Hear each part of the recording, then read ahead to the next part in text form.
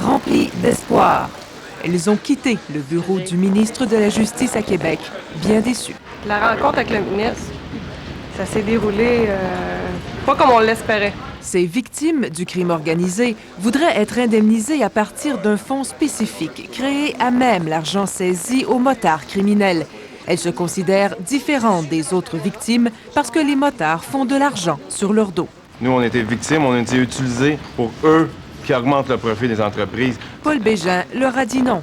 Une victime est une victime. Pas question de les traiter différemment. Une personne violée par un motard ou une personne violée par une personne qui n'est pas un motard, à mon point de vue, ce sont une victime et qu'ils doivent recevoir le même traitement au niveau d'indemnisation. Le ministre accepte toutefois de revoir à la hausse les indemnités versées par l'IVAC, le Fonds d'aide aux victimes d'actes criminels. Par exemple, Joséanne Desrochers a reçu 2 600 $ pour les funérailles de son fils. La famille de Francis Laforêt, propriétaire de bar tué par les motards, 600 $.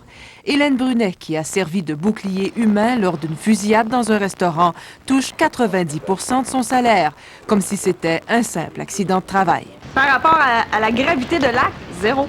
Les victimes du crime organisé veulent aussi une loi anti-gang plus mordante, des sentences plus élevées. Bref, elles en ont gros sur le cœur. On n'a pas de compassion, on n'a pas d'aide, on n'a pas de service. On voit que les criminels sont libres, ils font ce qu'ils veulent. On voit que la loi est achetée, on voit qu'on n'a pas la justice. C'est sûr que c'est large, notre palier, mais c'est le gouvernement. Elles sont reparties vers Montréal en promettant de prendre des moyens plus musclés pour convaincre le gouvernement. Dominique Poirier, Radio-Canada, Québec.